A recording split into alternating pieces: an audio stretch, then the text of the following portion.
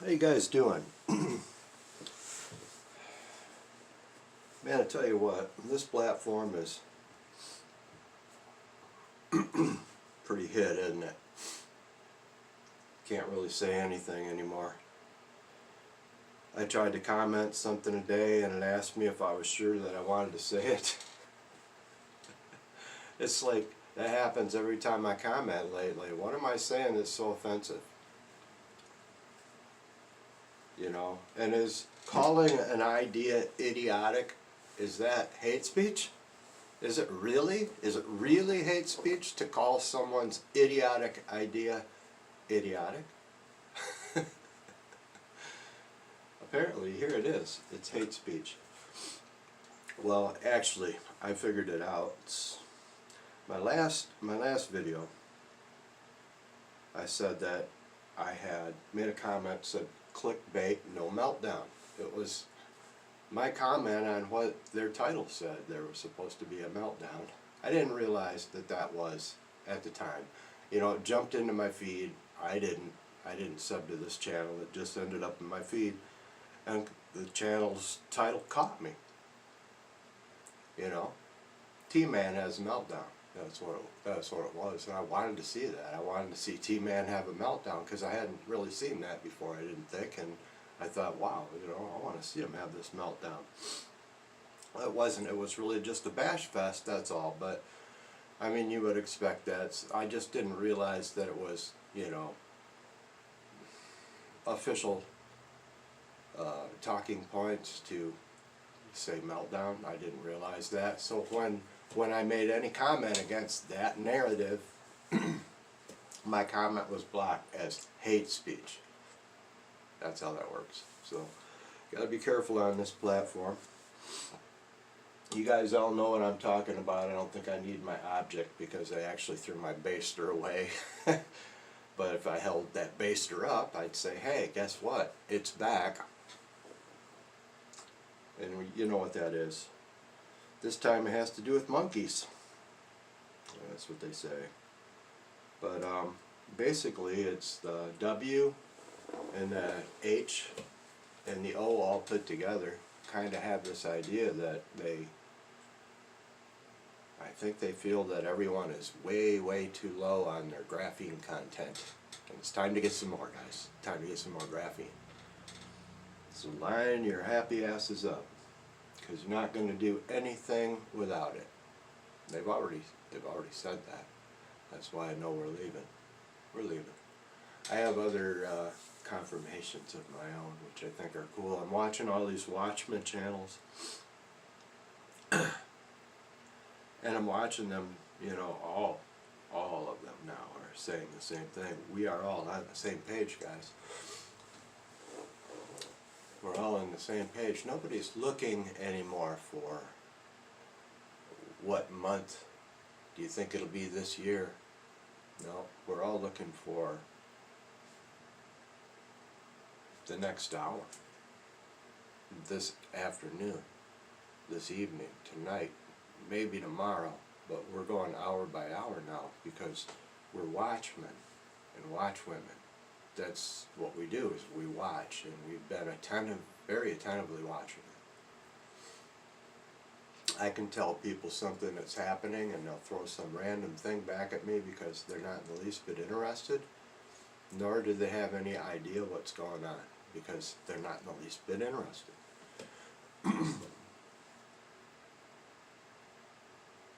I still say there's going to be a lot of people who are going to end up in heaven stand in front of Jesus with their little heads doing this, you know. They're going to have broken necks when they arrive. And Jesus is going to look at them, he's going to say, you weren't looking up, were you? I think we're all going to go, but, you know, I guess you can sort of understand why those people who have been spending so much time trying to warn others for years will have a crown for it, you know.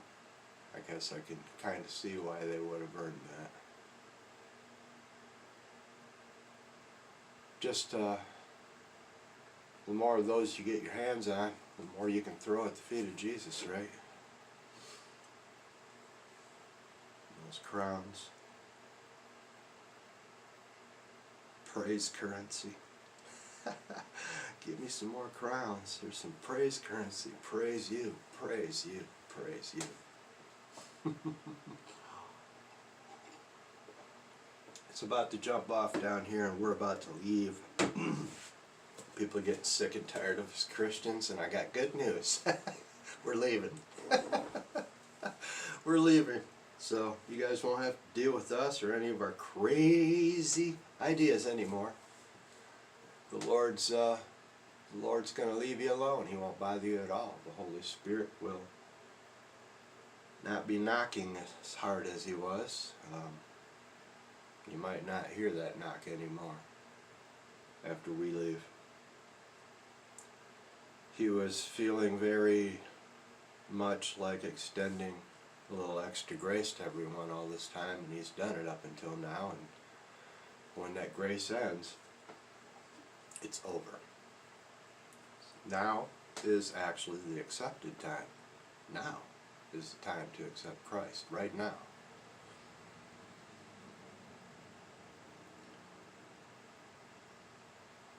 I'm to the point where I just pray all the time for my loved ones that I'm not really sure about, and people that I've attempted to talk to that shut me down cold.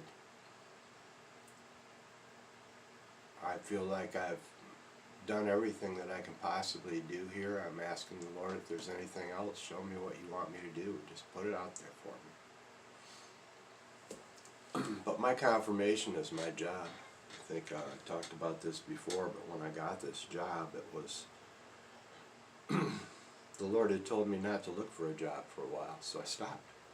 And when it got to the point where I really needed to look, I said, okay, Lord, I need a job now, but I really don't know, I'm not sure exactly how to find one, to be honest. I don't think I want to do any of the things that I'm looking at.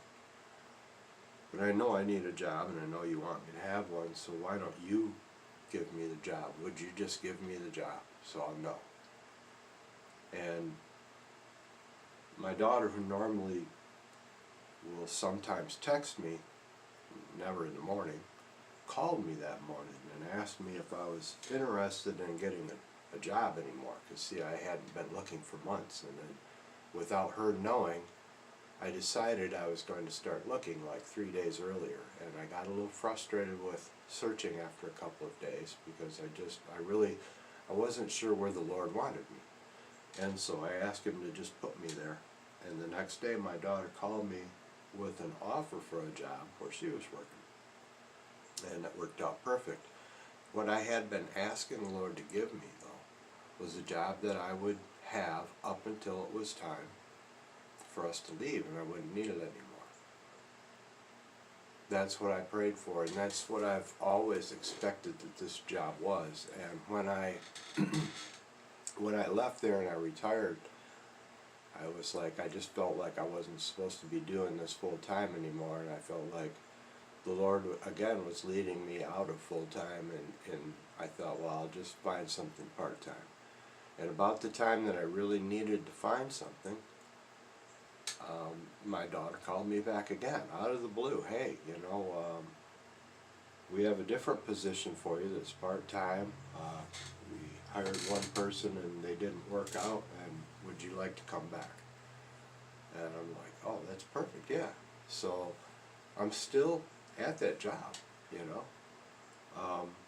up until yesterday when I came in and I'm looking at everything, and things have been changing. And I looked at everything and it's like, okay, well, I'm just going to assume that this is the end of the line here. I don't have to wait for someone to officially tell me, because I can take a hint, let's just say, and to fold in it up. So I look at that like, wow, okay, it was kind of odd, I guess, sort of the way that I figured it out, because I hadn't really been informed, but I'm an observant person. And I could just see things happening. I think everybody could. But at any rate, I was just recently praying about this, and I was thinking, you know, it's probably not going to be too much longer that I'll have to have this job. I wonder if the Lord is going to, like, let me know when it's time to walk away from this job. Maybe I'll have a few days or weeks or whatever afterwards to, I mean, because I feel like we're at the end. You know, I mean, it's a personal thing with me because this is what I personally have been watching and asking for. It revolved around this job because this is specific. It was a specific prayer, and it was a prayer that I never forgot, and I've continued to pray to the Lord. And it is where it is right now. And from what I can tell, from where I'm standing right now, we're right there. It's about time to go, so I guess it's time for me to leave.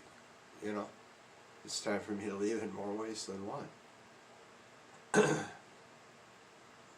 I've been praying about it a lot. I've been asking the Lord to give me whatever it is that He would want me to do. Put it in my path. If you want me to talk to someone, put them in my path. It's been a couple of hard days, and especially for some friends of mine. My best friend from high school who just lost his father who died. I was at visitation with the family yesterday and friends, and things are just winding up down here, you know, it feels like for me anyway, and I'm looking at things and realizing that we're about to go. This is all according to His will, and I'm kind of adjusting to that right now, just adjusting to the idea that we're really about to leave here anytime, any moment. And could be today, could be tomorrow, could be before the end of the weekend. And that's how the watch people have been seeing it too. They're not projecting out there years ahead. They're looking at this immediate time right here, because we are definitely in the season, and I do feel like the Lord is standing at the door right now. And I'm only repeating what I just heard on a video yesterday of another watchman. They're all seeing it, and they're all saying the same thing. We're so close. We're so close. So believe on the Lord Jesus Christ. Believe on Him and you'll be saved. We're getting ready to go. There's not going to be a whole lot of chances left. If you don't know who Jesus is, you need to find out. I'm serious. You need to find out. I personally believe that the changes that we have been seeing to the Bible with what I call the Mallory effect, I think those changes are going to be the altered, left behind Bible. It will be it will no longer be what we recognized it to be, the Bible, as the translation of the words of Jesus and scripts from the text and stuff from the prophets and disciples, the followers of Jesus. It won't be that anymore. It's already being altered. We see it being altered. There's a lot of people that can't see it being altered, but they also can't see what time we're in. They don't see that we are actually living in the very last moments of the last days. They don't see that, so they're spiritually blind. And there's a lot of that. There's a lot of that going on, unfortunately. But the Lord's going to light up the sky here pretty quick, and everybody's going to be quaking in their boots, because I really believe the rapture is going to be one of the most destructive things this earth has ever seen. I believe it'll probably start earthquakes and possibly even avalanches and all kinds of other things, because people are buried everywhere and their graves are going to be open. And yes, it's going to be destructive. I definitely feel that it's going to be destructive. The only hope is getting off this burning rock, because it's already on fire. You know, people like to give the government all this credit for these laser beams and stuff, but you know, they can't explain all that. They'd love to take credit, and, you know, have us give them credit for things that they don't even understand themselves. But the fact is this earth is already on fire. The rainbow is promised that the Lord wouldn't destroy it with water again. He's not going to flood us out. That's not how it will be destroyed. It will be destroyed with fire. And it's on fire. It's already on fire. Look at Greece.